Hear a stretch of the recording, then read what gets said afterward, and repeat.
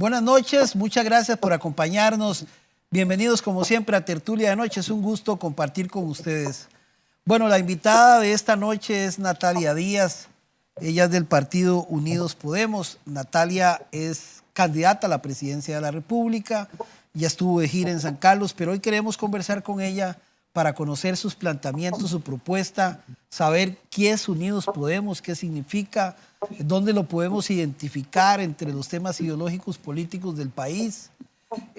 Hay muchos problemas, muchas preocupaciones en los costarricenses sobre la situación en que vivimos y también hay muchas propuestas que vienen saliendo de partidos políticos que ya tienen sus candidatos presidenciales y que, bueno, es importante escuchar también en este caso propuestas que recientemente se fundan y que al país le dicen, aquí estamos y somos una nueva fuerza que quiere tener representación y representarlos a ustedes en diversos puestos de elección popular. Así que le damos la bienvenida y le agradecemos mucho a Natalia por aceptar nuestra invitación de compartir esta noche con Tertulia de Noche y toda su audiencia. Gracias, Natalia, un gusto saludarla. Gracias a usted, Álvaro, por la invitación y pues muy honrada de estar compartiendo con usted el día de hoy en su programa. Natalia, sabemos que usted ocupó un cargo en la Asamblea Legislativa como diputada. Cuéntenos un poquito de su trayectoria política, que es importante que los televidentes la conozcan, sobre todo que usted estaba en el movimiento libertario, ¿verdad? Y luego pasa a este nuevo partido político. Cuénteme de su trayectoria y cómo se hace esa transición y por qué. Sí, bueno, yo empecé en la política muy joven. Mi familia siempre la ha interesado desde muy pequeña. Me ha preocupado el país y me he vinculado de cierta manera desde la juventud en una fuerza política a la que pertenecí, que lamentablemente por la forma de hacer política del líder histórico decidí apartarme y fundar una nueva fuerza que se llama Unidos Podemos, que es un partido que tiene más o menos 2 años y 4 meses de constituido. Es un partido a escala nacional que está participando para las elecciones que se avecinan en febrero del 2022.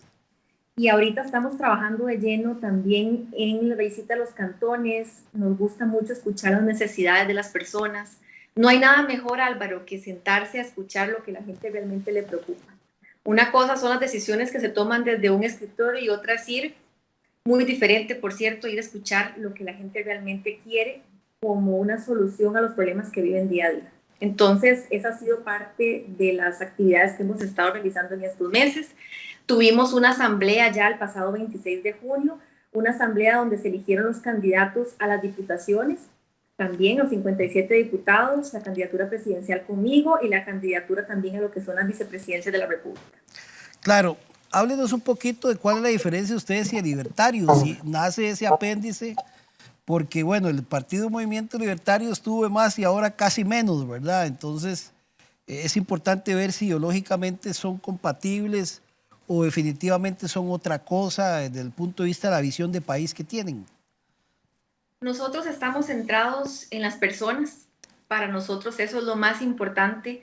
Detrás de cualquier decisión en el ámbito legislativo, desde el ámbito del Poder Ejecutivo, lo importante es centrarse en la gente.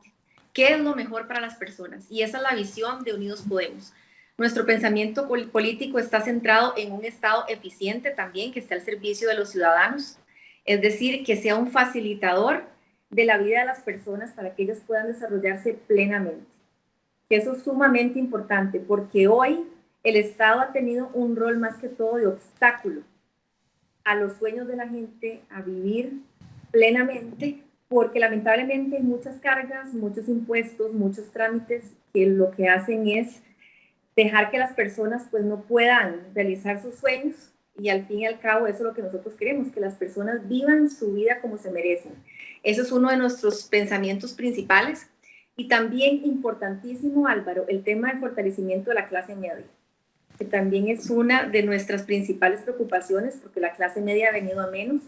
La clase media ha sido un pilar fundamental en el desarrollo de Costa Rica, ha sido también un ejemplo a nivel de Centroamérica, de América Latina, pero que lamentablemente por políticas en donde se ha crecido en lo que es las cargas, impuestos, las regulaciones y demás, esa brecha entre las personas que hoy tienen menos recursos y las que más tienen se ha venido ensanchando y eso es lo que ha provocado también que haya tanta disparidad. Nosotros creemos que la gente debe tener, por supuesto, la posibilidad de hacer dinero y eso es necesario, ¿verdad? No se trata de quitarles a los que más tienen para darles a los que menos tienen, sino que todos tengamos las oportunidades necesarias para salir adelante, cosa que lamentablemente hoy no se da en muchos de los casos. No todos tienen el acceso a esas oportunidades y eso es lo que nosotros buscamos en Unidos Podemos. Creemos también que la mejor política solidaria es justamente aquella en donde cada vez menos personas dependan de los intereses de unos pocos. Nosotros queremos que el asistencialismo se vaya reduciendo, porque hay personas que lo necesitan, por supuesto. La ayuda del Estado para algunas personas, si no se da, lamentablemente no salen adelante y debe de darse de forma temporal y realmente para aquellos que la necesitan. Sin embargo, lo cierto es que nosotros queremos que cada vez menos personas dependan de esa ayuda, porque queremos devolverle la dignidad a la gente, que se sienta autosuficiente, que tenga oportunidades de trabajo, de crecimiento personal, para que puedan ser los dueños de su vida.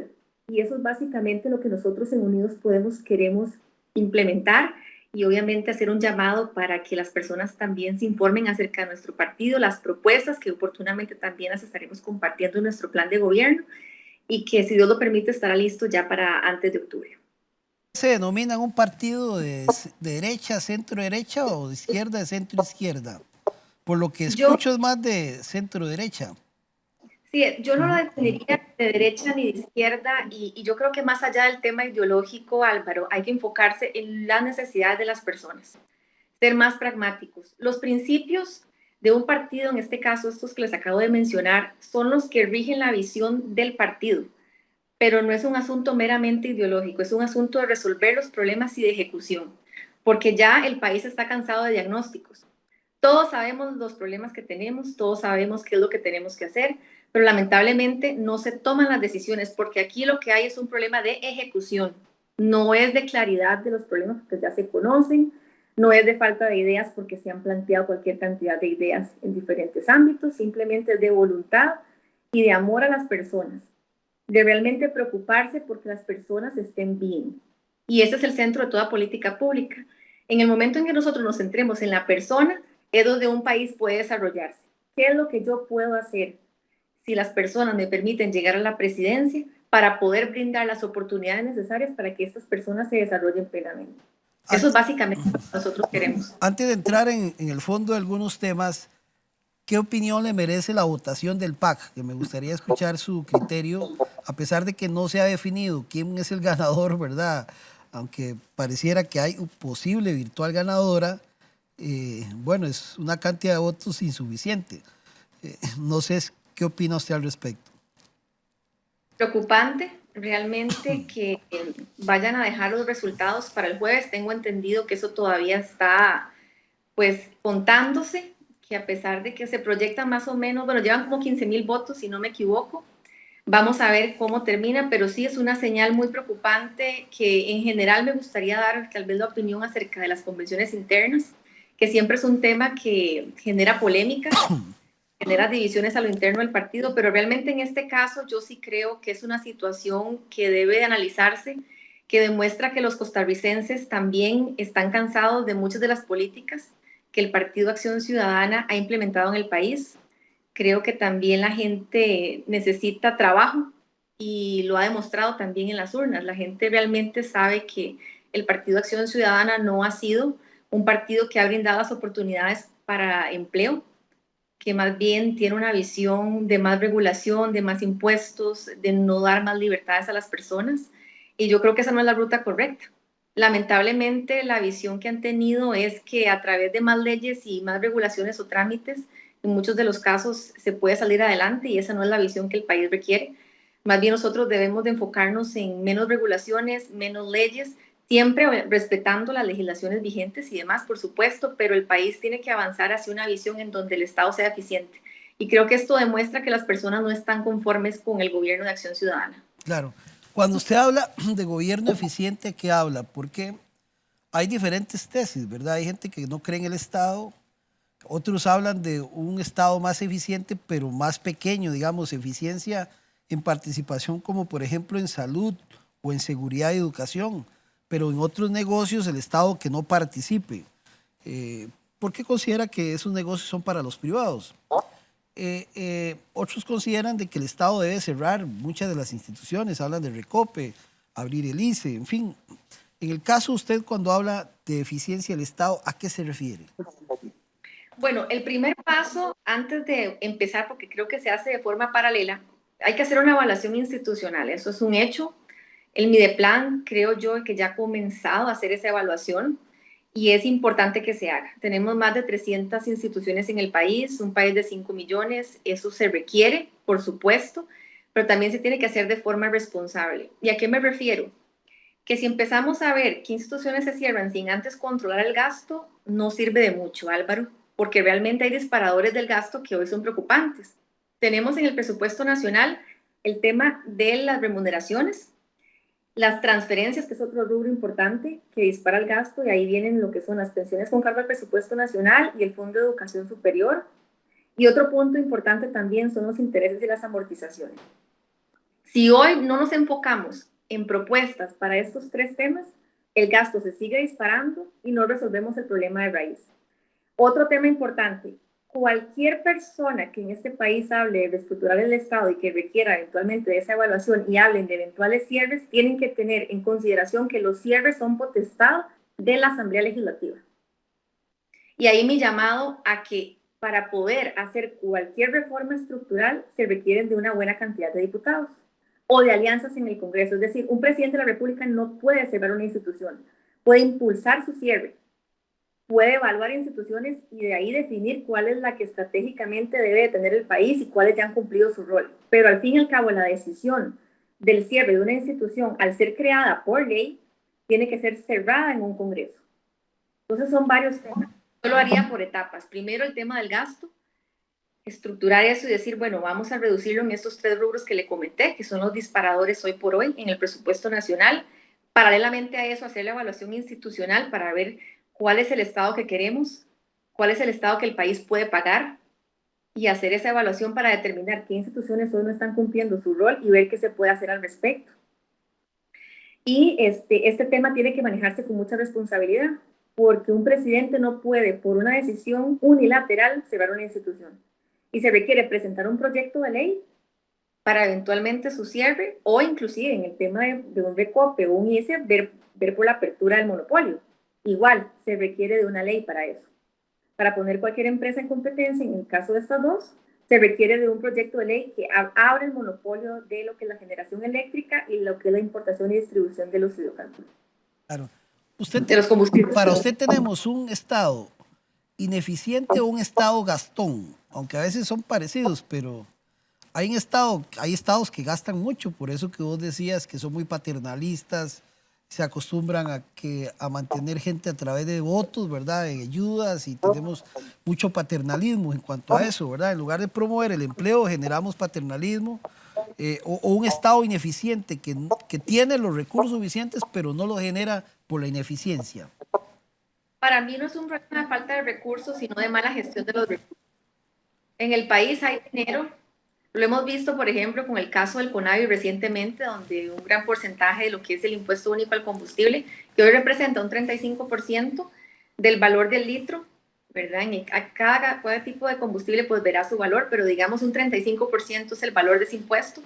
Mucho de ello va para la red vial cantonal y red vial nacional, donde también pues CONAVI tiene un rol importante ahí, y vean lo que está ocurriendo. Independientemente de que vaya a pasar con esto, porque se está resolviendo en los tribunales y hay que esperar a ver qué sucede, lo cierto es que esto demuestra que no es un problema de falta de recursos.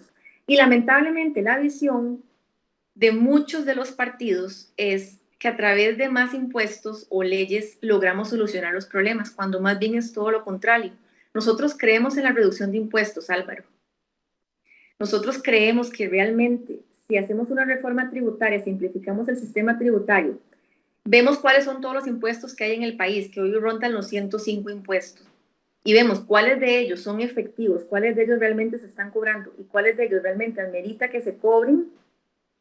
Podemos decir, bueno, de los 100 vamos a cobrar estos 4 o 5 y vamos a reducir esas tasas, porque si usted logra reducir esas tasas, incentiva el consumo, la reactivación en muchos de los aspectos. Veamos a Panamá con un IVA del 7%.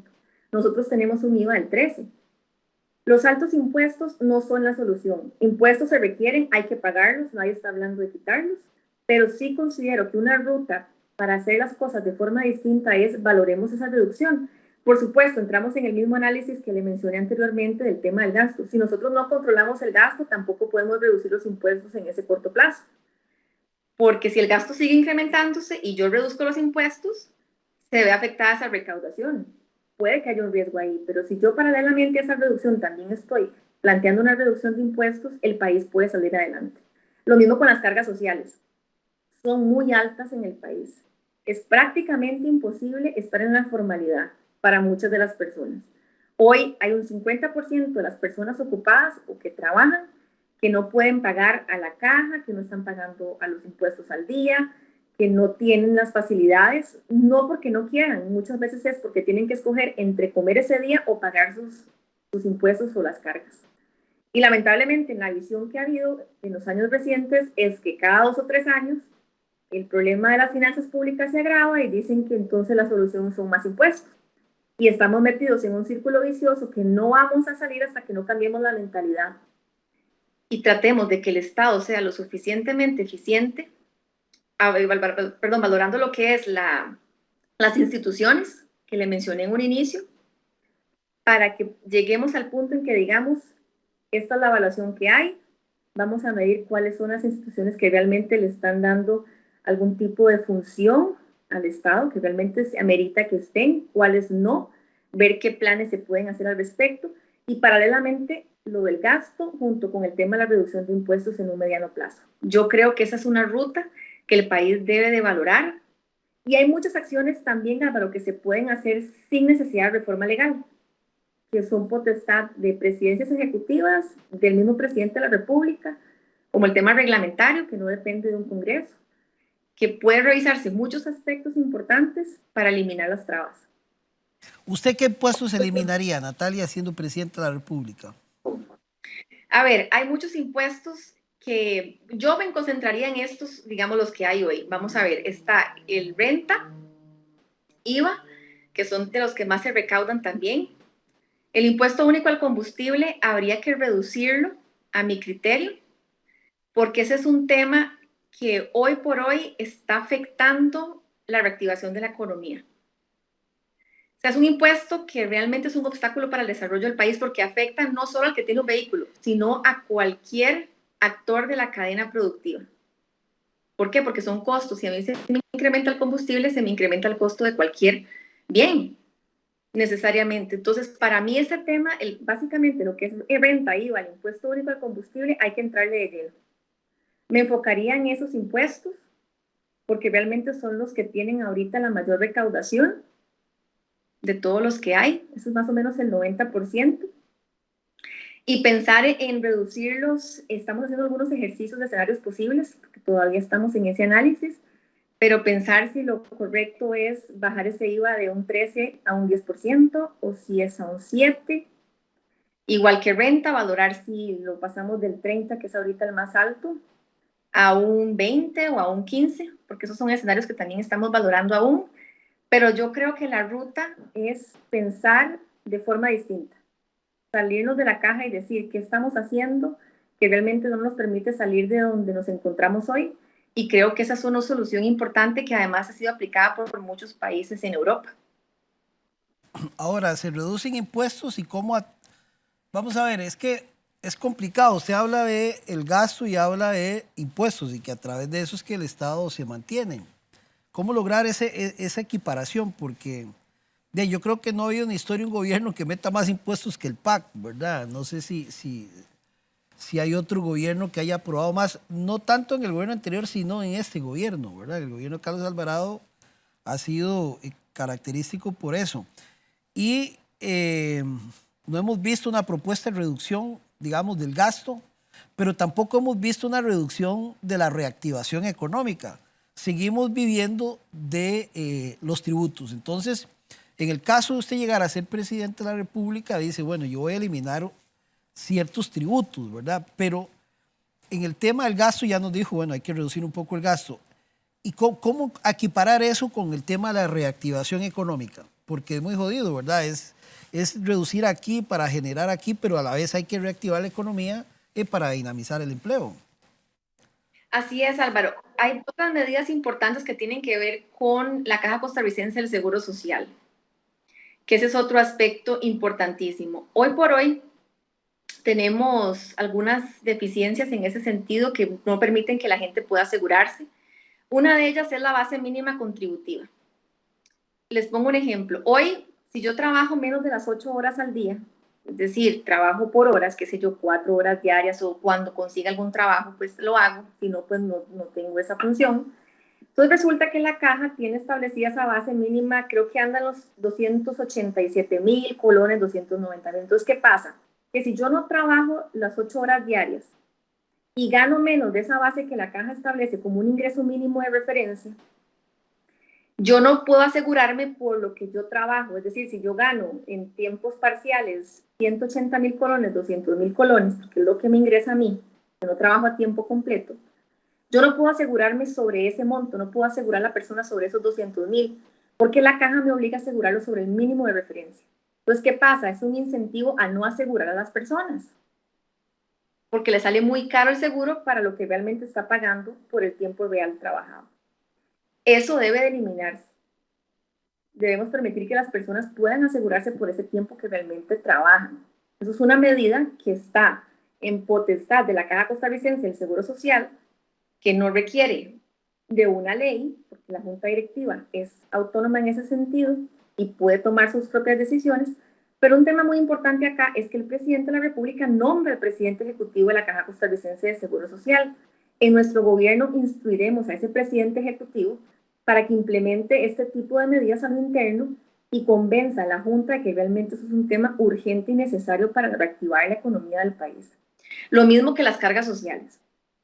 Son altísimas, las micro, pequeñas y medianas empresas no pueden pagar esas cargas. Hoy por hoy están pagando montos altísimos, los patronos no pueden cumplir con sus obligaciones. Es prácticamente imposible estar al día en una situación como la que estamos hoy viviendo, sobre todo en temas de pandemia. Mira que se ha venido agravando todo esto. Trabajadores independientes, Álvaro, 93% de ellos están hoy en la informalidad, no están cotizando, quiere decir eso, porque también les están cobrando una tasa altísima.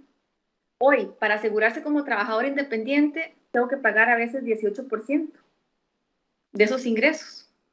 Cuando usted en planilla paga 10,5%. Usted está pagando como si fuera patrono y trabajador. Ese tipo de injusticias no deben de permitirse, porque eso lo que hace es que desincentiva que los trabajadores vayan y se aseguren a la caja. Cuesta un mundo desinscribirse de trabajador independiente. Cuesta un mundo inscribirse. Se ponen trabas de todo tipo para llegar a asegurarse. Eso no puede ser posible. Si realmente la caja está necesitando recursos y el país necesita también ingresos para reactivar la economía, ¿cómo es posible que tengamos medidas de este tipo que lo que hacen es obstaculizar el desarrollo?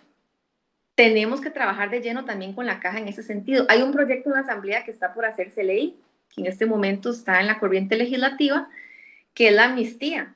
Es decir, un borrón y cuenta nueva que es urgente que eso se vote, pero urgente, Álvaro. Porque hoy, vea lo que pasa, usted llega a la caja y dice, digamos que como un trabajador independiente, no pagué mis cuotas por X o Y motivo, que no las pude pagar, no porque sea una persona que va, simplemente no podía pagar esos montos. Entonces resulta que usted está ejerciendo su profesión por un año o dos y de un momento a otro dice, ahora sí puedo ir a pagar las cuotas, voy a ponerme al día. La caja le hace un retroactivo, si usted no las pagó en el pasado, que llega hasta los 10 años en muchos casos y prácticamente quiebra a la persona. ¿Qué persona en su sano juicio se va a ir a asegurar con ese tipo de mecanismos? Nunca nadie va a ir a asegurarse, porque lo que hacen es perseguir a quien trabaja. El enfoque no es brindar oportunidades y ayudar a la gente a salir adelante, sino perseguir a quien quiere generar un trabajo o quien quiere trabajar. Entonces, ese tipo de medidas no requieren de una reforma legal, a excepción de la amnistía, que sí es una autorización para una condonación de los pagos, intereses y multas. Pero lo demás son potestades de la misma Junta. La Junta Directiva, que está conformada por representantes del gobierno, de los patronos y los trabajadores, tiene que tener la voluntad de cambiar estas cosas. Y el presidente ejecutivo de la Caja debe tener también esa valentía de impulsar este tipo de reformas a lo interno de la institución. Porque lo contrario es que no va a salir de donde está. Nada con tener tantos trabajadores en la informalidad cuando más bien hay que acercarlos a la formalidad. Así es. Y a veces por tramitologías y cosas ilógicas preferimos tener a la gente en la informalidad y después no queremos perder el control de las cosas, ¿verdad? A nivel del Estado. Hay un tema, Natalia, que tiene que ver con de la corrupción, ¿verdad? Todos estos temas, para hablar de otro aspecto de la preocupación de los costarricenses, que es que hemos visto un Estado muy corrupto últimamente, ¿verdad? Este tema de cochinilla no pasa desapercibido y la gran preocupación es cómo logramos evitar que ese chorizo que tanto se ve en la función pública podamos evitarlo en alguna medida, si acaso se puede evitar. Porque uno ve cosas, digamos, que podría decir ilógicas. Es que una empresa tenga que pagar dádivas porque le aceleren el pago de una factura, digamos. Uno no entiende por qué esas cosas se dan. Si es porque la reglamentación del Estado no ha sido eficiente en ese sentido, donde usted necesita la plata para trabajar y tenga que esperarse 5 meses para que le paguen 300 millones y se va obligado a tener que acudir a esas cosas para que le aceleren un pago. Entonces uno no entiende a ver si son las empresas corruptas o es que tenemos un Estado donde que permite más bien que esas cosas se den por necesidad, digamos, que tienen las empresas de acelerar un recurso para invertir. Claro, en medio de todo eso se dan ciertas gollerías que hemos visto, pero ese tema es una gran preocupación y a mí a veces me preocupa porque la gente cuando ve un cáncer de ese tipo quiere matar el perro, como dice, no matar las pulgas, ¿verdad? Entonces, yo no sé si eso se radica necesariamente eliminando las instituciones, algunas como el CONAVE y otras que participan en este tipo de situaciones que vemos, o de lo contrario de generar alguna política pública para evitar que estas corruptelas se presenten en la función pública. ¿Cómo lo ve usted? Bueno, yo creo que el exceso de regulación genera corrupción. Creo que esa es la fuente o el origen de muchos de los males que tenemos hoy, por la reglamentación excesiva en muchos casos, porque las leyes y la visión de la Asamblea Legislativa, que para mí es errónea, es que entre más leyes tenga un país, mejor es. O sea, más leyes en una asamblea no es sinónimo de eficiencia, ni es sinónimo de buena gestión, ni tiene nada que ver con eso. No necesariamente entre más leyes tenga un país es mejor el país. Muchas veces lo que hay que hacer es revisar lo que está hoy y ver qué leyes se derogan. Sí, porque le hago un paréntesis ahí. Hay un concepto de los diputados que es llegar a generar más leyes y leyes y leyes y leyes y leyes, pero eso en lugar de mejorar lo que hace es entrabar. Así es. Y lo mismo sucede con los permisos y trámites. Si todo estuviera digitalizado, si nosotros tuviéramos un sistema eficiente desde cualquier óptica, para cualquier trámite, donde las instituciones se conecten entre ellas, donde usted no tenga que presentar los mismos papeles en una institución y en la otra y desgastarse como ciudadano yendo presencialmente a hacer algún trámite que no amerita hacerlo virtualmente y en fin, una serie de circunstancias que se da que inclusive hasta para pagar impuestos muchas veces es dificilísimo. Pagar un impuesto a bienes inmuebles de una municipalidad, a veces el sistema no funciona, hay que hacer una transferencia, mandar el comprobante, todo eso genera también dificultad a la hora de pagar los impuestos. Entonces, mientras nosotros no simplifiquemos ese sistema, digitalicemos y hagamos un gobierno transparente al ciudadano, ese tipo de cosas van a seguir ocurriendo. Porque entre más regulación y más potestad se le dé a ciertos funcionarios públicos, que no son todos, porque no podemos generalizar, que por algunos que han estado haciendo este tipo de actuaciones, podamos decir que todos son así, no es justo. Yo conozco funcionarios públicos excelentes. Claro. Como en todo. Como todo en la vida. Hay personas excelentes en el sector público, sector privado y viceversa también, ¿verdad? Entonces, no podemos generalizar, pero sí, si nosotros damos las potestades a los funcionarios y damos ese poder a funcionarios en vez de tenerlo, de cierta forma, en un sistema digitalizado en que sea el acceso al ciudadano, el que pueda ver cuáles son los requisitos que yo tengo que llevar, que no quede a discreción de una persona o un trámite. Simplemente lo que hacemos es reducir ese tipo de mordidas que se dan y de corrupción. Pero si el Estado es un Estado engorroso, que lo que hace es que las personas tengan que acudir, muchas de ellas, a estos métodos que son terribles, esto va a seguir continuando de esta forma. O sea, nunca lo vamos a cambiar si no cambiamos de mentalidad. Para usted en el tema de cochinilla, digamos, exceso de regulación o qué existió ahí para su concepto, digamos, a lo que... Bueno, yo creo que son varios factores y otro tiene que ver con el sistema educativo, Álvaro. Esto pasa no solamente en la educación a lo interno de las familias, que se han perdido valores y principios importantes, se ha perdido, o sea, yo lo percibo. No es la misma Costa Rica cuando yo tenía 10 años a la que soy. Yo tengo 36 años y yo no lo percibo así. Yo veo y se le muchos pregunta a cambios su papá o a su mamá, la ven totalmente más diferente todavía. totalmente diferentes. Entonces, ¿qué pasa? Que si usted a un niño le enseña sus principios desde pequeño, cuando esté grande no va a cometer este tipo de actuaciones. Empezando por educación muy básica. Usted no toca lo que no es suyo, usted no se roba lo que no es suyo. Usted no hace este tipo de cosas y se le enseña desde pequeño, porque parece que es algo muy sencillo y muy simple, pero lamentablemente en muchos casos no se da. Y si la educación no contribuye a eso, estamos muy mal como sociedad. Porque eso es un asunto también cultural, no es un asunto solo de reglamentación. Yo aquí puedo ponerle a usted la mejor ley de América Latina o a nivel mundial anticorrupción, que si no cambiamos cada uno de nosotros en nuestra formación, en nuestra familia, en la enseñanza de esos valores y principios, en un sistema educativo que realmente forme al ciudadano para ejercer su rol de forma responsable, involucrarse en la toma de decisiones en la política nacional, de ser una persona también ejemplar en sus actuaciones, esto no va a caminar, porque que yo no apruebe una ley no quiere decir que las cosas cambien. Esto tiene un problema mucho más de raíz que una ley de la República. Yo sinceramente lo que veo es un tema de cultura, valores y principios que se han venido dejando de lado, aunado al tema de exceso de regulación que por supuesto termina en ese tipo de cosas. Pero no es solamente el exceso lo que genera eso. Claro. Es un tema mucho más serio. Más complejo, desde luego, pero es importante abordarlo de diferentes ópticas, porque sí, hemos perdido mucho la visión, incluso el concepto de lo que creemos de corrupción. Vemos que los otros roban y los tachamos de corruptos, pero a veces nosotros nos brincamos las filas, queremos negociar con el tráfico si yo respeto una señal del tránsito. Eso no lo vemos como corrupción, se ve como una jugada para salir adelante, pero cuando alguien comete una situación de esas, se la señalamos con el dedo y decimos son unos corruptos, pero nunca nos fijamos hacia adentro. Entonces, análisis nosotros mismos, Álvaro, claro, y hay que hacerlo, hay que hacerlo. Claro, y en la escuela comienza por ahí desde la casa, ¿verdad? A veces nos enorgullecemos de que un hijo le haga un tiro a otro vecino, ¿verdad? Y no sabemos lo que estamos provocando. Entonces, hemos perdido esa conciencia de ver más hacia afuera, pero no revisar hacia adentro. Y creo que ahí usted lo señalaba bien, es una responsabilidad que nace de todos, no nace solo de quienes están en la función pública.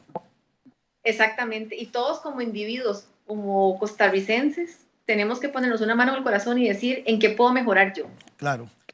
Natalia, vamos a hacer un paréntesis, una pausa comercial y ya regresamos para seguir compartiendo con usted, que es nuestra invitada esta noche en Tertulia de Noche, Natalia Díaz, candidata presidencial del partido Unidos Podemos. Es que, viera que si no lo leo se me confunde con Podemos de España, ¿verdad? Que tiene el partido. No tenemos nada que ver. Eso es lo que le iba a decir, el de Pedro Sánchez, que es totalmente diferente a Unidos Podemos. Claro, ya regresamos más con Tertulia de Noche para compartir con ustedes esta linda conversación con Natalia Díaz. Ya volvemos.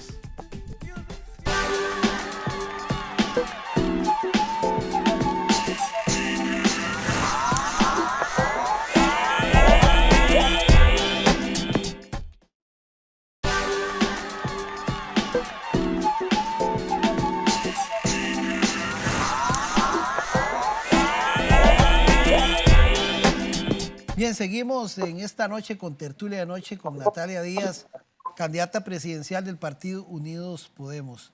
Por cierto, ¿por qué Unidos Podemos? ¿De dónde se origina este nombre? Antes decíamos, antes del cambio comercial, que lo veíamos como el partido Podemos de España, que es otra cosa, usted nos decía. Pero bueno, Unidos Podemos, ¿qué significa y a dónde sale ese nombre, Natalia? Sí, bueno, realmente no tiene nada que ver con el partido Podemos o la coalición de Unidos Podemos en España. Nos gustó mucho el nombre por ser un nombre muy potente, inclusivo, que realmente nos dice mucho. Es un mensaje muy fuerte en donde queda claro que una sola persona no puede hacer los cambios que el país requiere. Esto es un trabajo en equipo.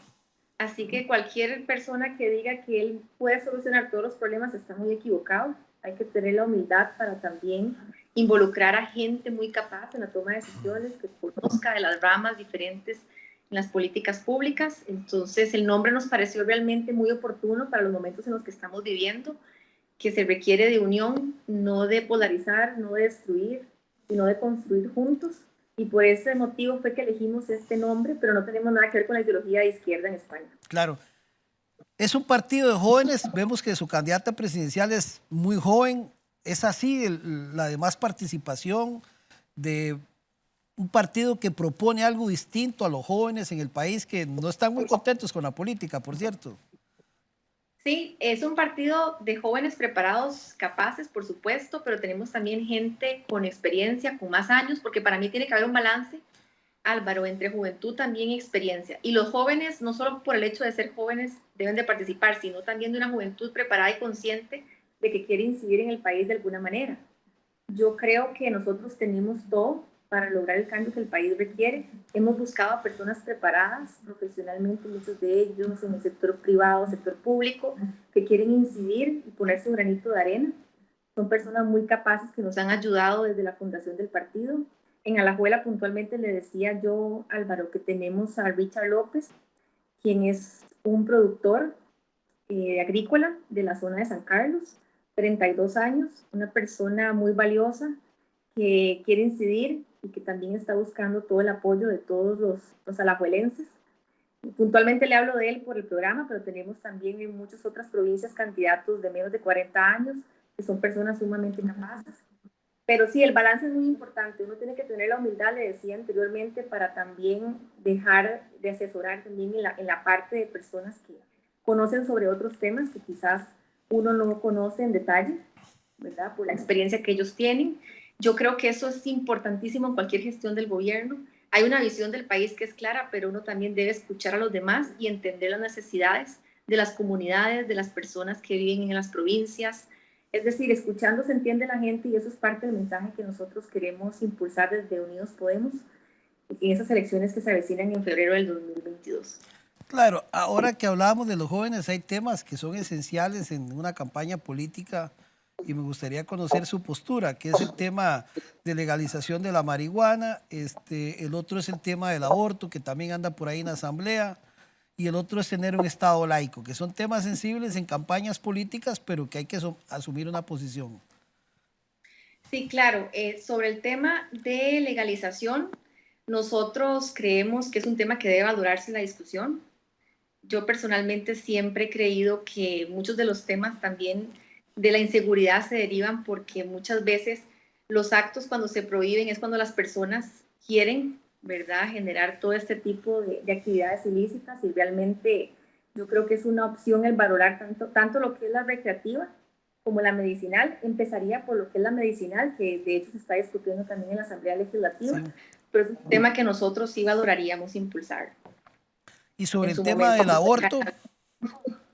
Sobre el aborto tenemos una posición que es mantenernos tal y como lo establece actualmente el Código Penal en su artículo 121, que es el aborto impune. El derecho a la vida es sagrado. El derecho a la vida ya nuestra sala constitucional lo ha resguardado así, nuestra constitución lo tiene, y yo soy muy respetuosa de ese derecho a la vida, que es un derecho fundamental que tenemos todas las personas. Entonces, en ese sentido, estaríamos dejando tal y cual está establecido actualmente en ese Código Penal y enfocarnos también en temas urgentes que el país requiere, Álvaro, porque eso yo creo que es lo importante en este momento.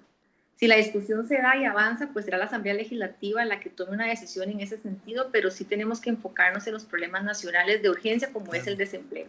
Claro, lo pregunto porque fue tema de decisión política la campaña anterior y no vamos a dudar de que en este periodo van a salir temas.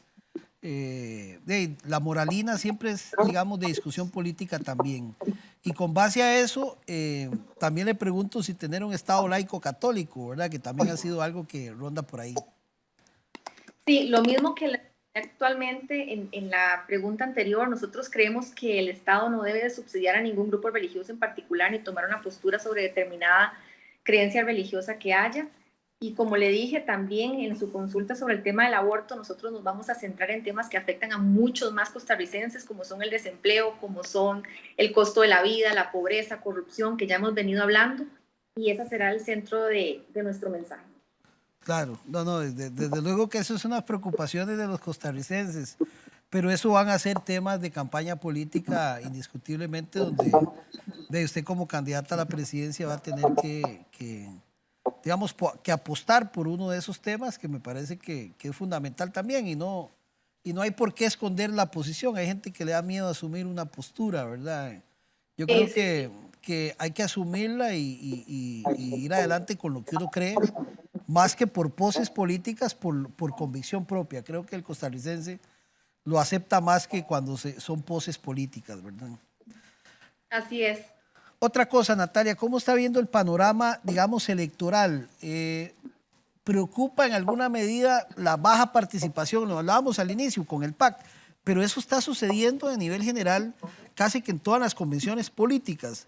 Hay una pérdida de credibilidad total de la política. ¿Cómo volver a hacer para incentivar esa participación?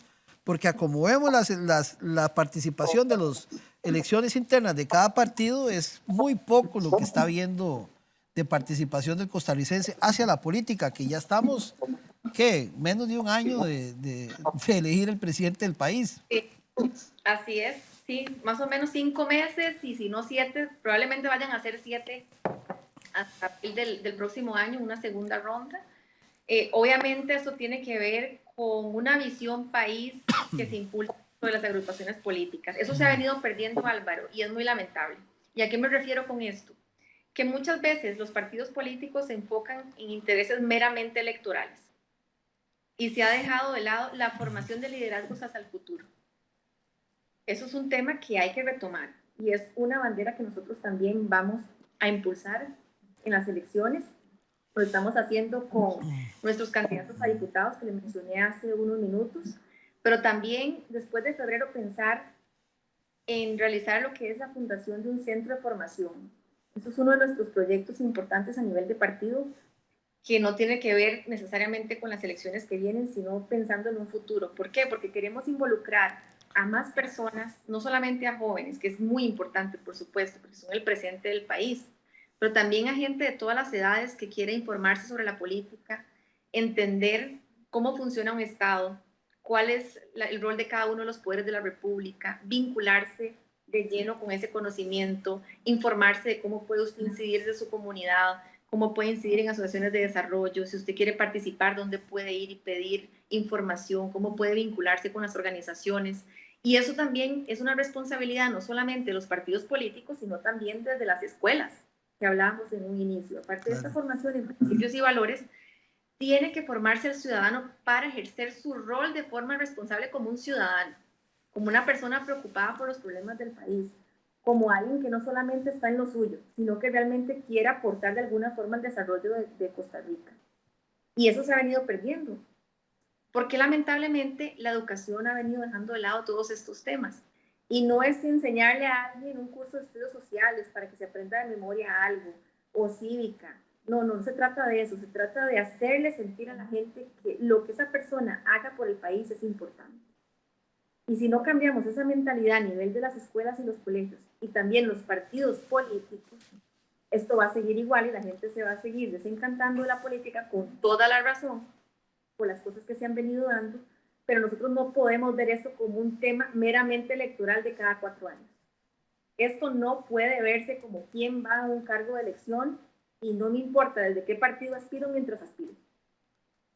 Y es muy lamentable, porque los partidos políticos no pueden volverse una maquinaria electoral o una franquicia electoral donde cada 4 años yo busco desde dónde aspiro y hago lo que yo creo que es necesario. Eso no puede verse así. El partido político tiene que tener una visión de política, una visión del país, qué es lo que usted quiere para el país, informar a la gente que está dentro del partido y a gente que hoy no está, que puede vincularse en el futuro. Porque la gente que hoy se vincule con 15 años, para ponerle un ejemplo, puede ser el presidente del país en 25 o 30 años. Sí, Y eso es lo que el país necesita, claro. esa formación desde la juventud. Hay otra perspectiva interesante y es que siempre somos muy dados y que hay razón, digamos, los partidos políticos perdieron toda esa capacitación de sus propios cuadros ideológicos como partidos, ¿verdad? Pero hay una generación hoy actual que no le importa mucho la política, pienso yo, no sé si usted piensa diferente, y que sencillamente lo que hacen es discutir la mayoría sobre cosas que se ven, que se discuten. Los políticos son más hoy, y tratan de ser más influencer que políticos, ¿verdad? Les preocupa más, digamos, cómo se ven y lo que dicen en redes sociales que verdaderas propuestas. A mí me preocupa mucho también el lado que el costarricense se ha desencantado mucho de eso y les importa muy poco lo que pase. Pero después estamos cada 4 años quejándonos del presidente que tenemos. Y yo no sé, y no existe la fórmula, pero siempre lo pregunto, ¿cómo hacer para que la gente entienda de que la política es sumamente importante, que más que quejarse por lo que sucede, hay que involucrarse para elegir buenas personas, digamos, que tengan buenas propuestas, lo mejor en la asamblea, el mejor presidente que nos pueda sacar adelante de todas las situaciones que a diario nos quejamos, pero que sencillamente lo que hacemos es quejarnos y no participamos. Quiero preguntarle qué piensa de esta otra parte de ese sector de la población, de que no solamente hay que ocupar los partidos, sino también que la gente se desentiende un poco de la situación. Sí, yo le digo con toda la razón lo hacen porque realmente hay situaciones que desilusionan. ¿Sabe qué es lo peor de todo esto, Álvaro? Que se hacen promesas que no se pueden cumplir. Por eso yo trato de hacer la diferencia entre lo que se puede hacer desde una presidencia y lo que no se puede hacer. O sea, si usted me dice a mí, usted puede cerrar una institución, hablábamos en un inicio, se puede impulsar un proyecto de ley, pero como presidente yo no puedo tomar esa decisión. Eso la toma el Congreso porque es un poder separado que está en constante comunicación con la Presidencia de la República, por supuesto. Pero al fin y al cabo son los diputados los que reforman las leyes, no es el presidente. Entonces, a medida en que uno realmente pueda impulsar proyectos que sean realizables y hablarle con transparencia a la gente de qué se puede hacer y qué no, y que puede tomar más de los 4 años de gobierno, empecemos por eso. Por explicar realmente que hay cosas que no se pueden lograr de la noche a la mañana y a ninguna persona va a salvar al país de la situación en la que está en 4 años. Puede poner un granito de arena y puede ayudar a mejorar la situación y puede generar ciertas políticas y ciertas decisiones clave, muchas de ellas no son de asamblea, otras sí, que pueden por lo menos impulsar y dar un paso hacia lo que se quiere. Pero en 4 años no se solucionan los problemas. El que diga que va a sacar a Costa Rica donde está en 4 años es muy difícil. Puede que lo logre, pero uno no puede crear falsas expectativas en la gente. Y empecemos por eso, empecemos por ser realistas, por no tener actitudes populistas, irresponsables, donde se hablan cosas que no son realizables o que no dependen de la presidencia. Claro.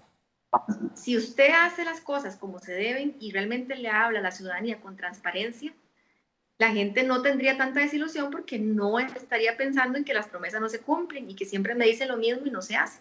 Pero también está en cada uno de nosotros, que no nos dejemos influenciar por los cuentos en donde le dicen a usted, es que yo voy a hacer todo esto y usted mañana tiene empleo. Y usted mañana yo le doy su casa. Y usted mañana tiene su diario de comida. ¿Y cómo hacemos para evitar que las personas puedan ser compradas de esta forma? Generando trabajo. Primero, brindemos oportunidades de trabajo a la gente, porque cada vez que nosotros nos sentimos autosuficientes y no dependemos de un Estado que nos regale todo siempre, somos más empoderados como ciudadanos.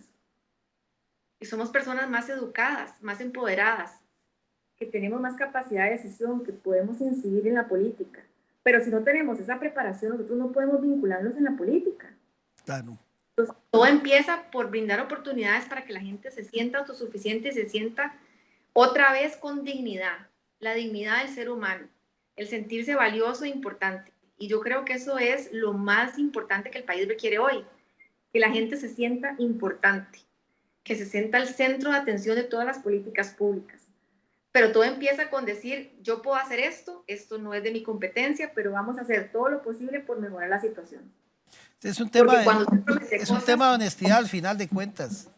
Así es, y no se va a lograr todo, pero se hace el mejor esfuerzo. Claro. Y creo que eso es lo que nosotros queremos plantear en nuestra opción política. Natalia, ya estamos en el cierre del programa. Me gustaría un mensaje final de parte suya para toda la audiencia de Tertulia de Noche. Sí, agradecerles también, Álvaro, por su espacio, decirles que los invito a informarse de Unidos Podemos, que es una nueva alternativa donde hay personas muy capaces y comprometidas que realmente quieren impulsar cambios importantes para el país. Pueden encontrar información en Facebook en Natalia Díaz CR o en Partido Unidos Podemos.